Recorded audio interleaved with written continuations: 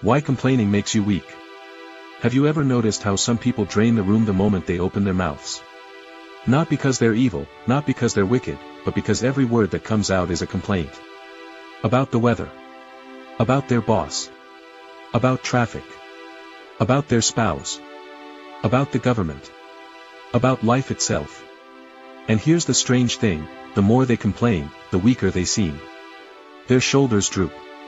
Their energy fades. Their presence feels smaller and smaller. Why does this happen? Why does complaining make us weak? That's what we're going to explore.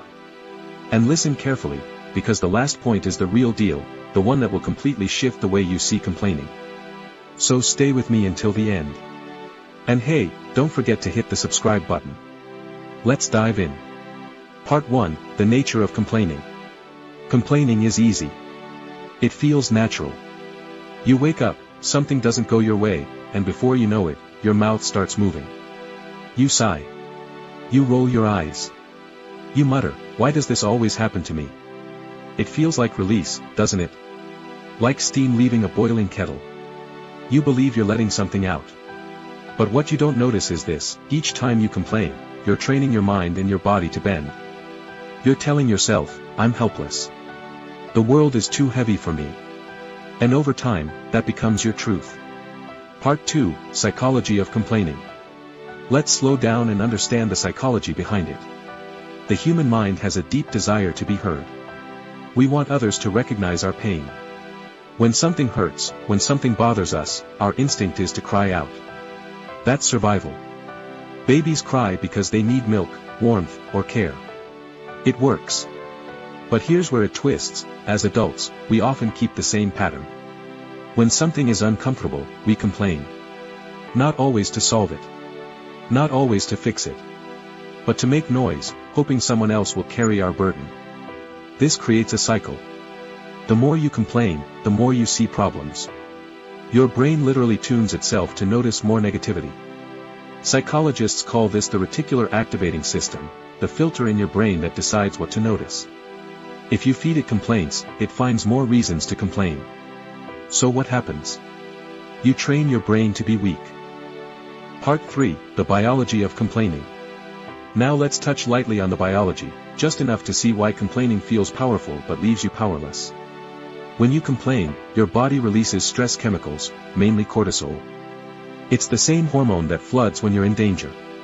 Cortisol raises your heart rate, tightens your muscles, and makes your mind hyperalert. In real danger, that's useful. But with complaining, you're firing these stress signals without real threat. You're burning energy for nothing. And every repeated complaint weakens your resilience, like a leaky pipe draining water.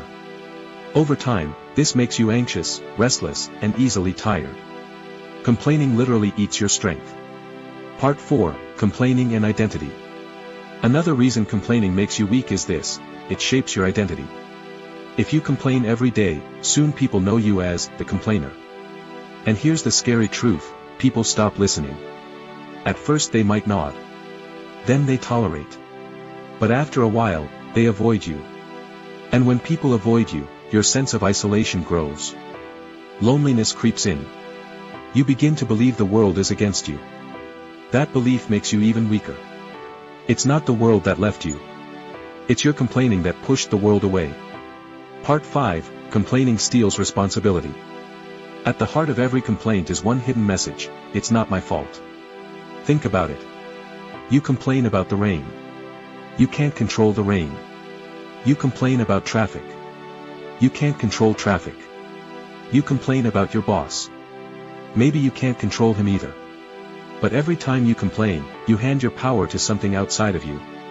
You say, I am only a victim of these forces. That mindset is weakness itself. Because the strongest people in history were not those who had a perfect environment. They were the ones who said, even if the storm rages, I will stand. Complaining robs you of that stance. Part 6, Complaining spreads like a virus. Have you noticed how one complainer can infect a group? At work, one person starts moaning about the manager. Soon the whole lunch table joins in. At home, one family member keeps repeating how life is unfair, and the whole household feels heavy. Complaining is emotional pollution. And just like secondhand smoke, even if you're not the one smoking, you breathe in the fumes. Now here's the trick: people who constantly spread negativity often feel weaker themselves. Why? Because they spend their energy poisoning instead of building. Complaining doesn't create. It only corrodes. Part 7, Complaining and the Illusion of Control. Why do people complain so much? Because it feels like control. When you raise your voice about the government, it feels like you're doing something. When you whine about the weather, it feels like you're standing up to the skies. When you gossip about your boss, it feels like you're fighting back. But it's a lie. You're not taking control. You're performing helplessness.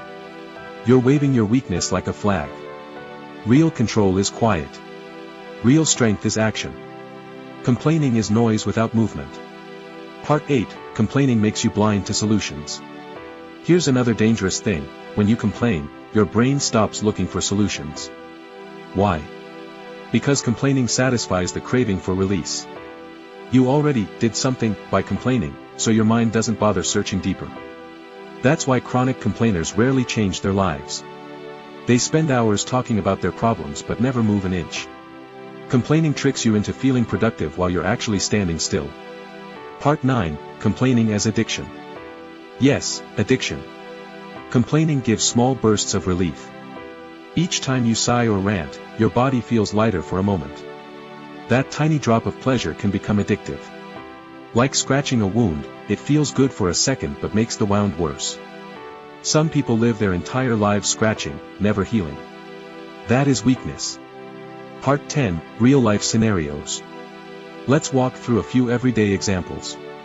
At work, two employees face the same rude boss. One spends hours complaining at the water cooler.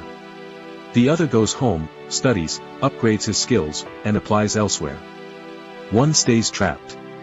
The other moves forward. Which one is weak? In marriage, a wife complains daily about her husband's habits. He complains back about her nagging. Years pass, nothing changes. Compare this with another couple that discusses problems directly, without whining, and takes steps to fix them. Which relationship grows? Which one dies slowly under weakness? In health, a man complains every day about his back pain but never stretches, never exercises, never changes his chair. Another man with the same pain adjusts his lifestyle and slowly heals. Who is stronger? Complaining is not about the situation. It's about your response. Part 11, Stoic Perspective. The Stoics had a clear rule: focus on what you can control, release what you cannot. Marcus Aurelius said, "You have power over your mind, not outside events." Realize this, and you will find strength. Complaining is the opposite of Stoicism. It's obsessing over what you can't control. It's choosing weakness over strength. Part 12, The Hidden Cost of Complaining. Complaining does more than weaken your mind. It weakens your future. Every complaint is time lost. Every complaint is energy spent on nothing. Imagine how many hours people waste in a year just complaining. That energy, if directed toward solutions. Part 13, The Courage of Silence. Here's something powerful: when you refuse to complain, you discover silence. And in that silence, you find strength. It takes courage not to moan when others are moaning. It takes strength to smile at the storm instead of whining. But the reward is freedom. Silence is not weakness. Silence is a fist hidden in calm. Part 14, How to Break the Habit of Complaining. Let's get practical. If complaining makes you weak, how do you stop? 1. Notice the trigger, catch yourself when the urge rises. Awareness is step 1. 2. Pause and reframe, instead of saying, "Why me?" ask, "What can I do?" 3. Replace with gratitude. For every complaint, name one thing you're thankful for. This rewires your brain toward strength. 4. Act, don't talk. If the issue can be solved, take action. If not, release it. 5. Surround yourself with builders, not complainers. Environment shapes identity. Part 15, The Last Point, The Real Deal. Now listen carefully, because this is the real deal. Complaining makes you weak because it eats the very core of what makes a human strong, your willpower. Every time you complain, you are telling your will, you are not enough. And slowly, your will believes it. But the strongest men and women in history from Stoic philosophers to great leaders, all had one thing in common, an unbreakable will. Life struck them down, but they did not whine. They endured, they adapted, they acted. Your will is your sword. Complaining is rust on that sword. Each word of complaint weakens the blade. So the final truth is this: complaining does not just make you weak in the moment. It destroys the very tool you need to become strong. Stop complaining, and your will sharpens. Your presence grows. Your life becomes lighter, not because the world changes, but because you become stronger than the world. That's the real deal. Closing words. So the next time you feel the urge to complain, remember this: you are not just making noise.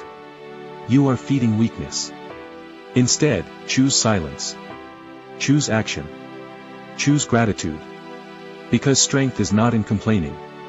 Strength is in enduring, in building, in rising. The world doesn't need more complainers. The world needs more pillars. And you can be one of them. Like and subscribe for more.